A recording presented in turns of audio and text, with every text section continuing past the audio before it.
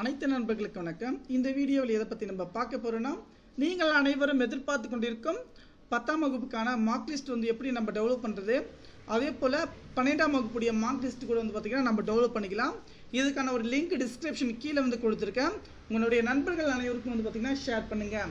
இப்போ பார்த்திங்கன்னா இதோட நமக்கான இதை நான் போட்டுட்டேன். அதே போல் பார்த்திங்கன்னா உங்கள் ரெஜிஸ்டர் ஆனப்போ 2 டேட்டா பற்றி கரெக்டாக போட்டுக்குங்க.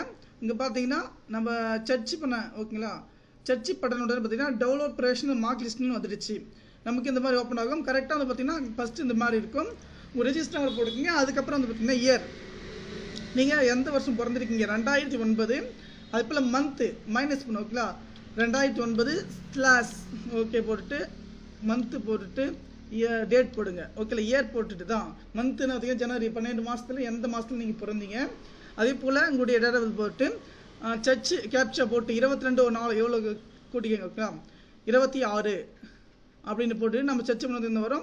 நமக்கான மார்க் லிஸ்ட் பார்த்திங்கன்னா இப்போ நமக்கு டவுன்லோட் ஆகிடுச்சு ஓகேங்களா. நமக்கான மார்க் லிஸ்ட் பார்த்திங்கன்னா நீங்கள் எந்த ஸ்கூலில் படிச்சிருக்கீங்க, அதுக்கப்புறம் பார்த்திங்கன்னா உயர்கல்வி செயலர் அவங்களுடைய சிக்னேச்சர், எங்களுடைய ரோல் நம்பர் எல்லாமே பார்த்திங்கன்னா வந்துடும். நீங்கள் அதை பார்த்திங்கன்னா டெவலப் பண்ணிக்கலாம். கண்டிப்பாக இந்த மாதிரி தான் உங்களுடைய மார்க் லிஸ்ட் பார்த்திங்கன்னா டெவலப் பண்ண போகிறீங்க. நன்றி.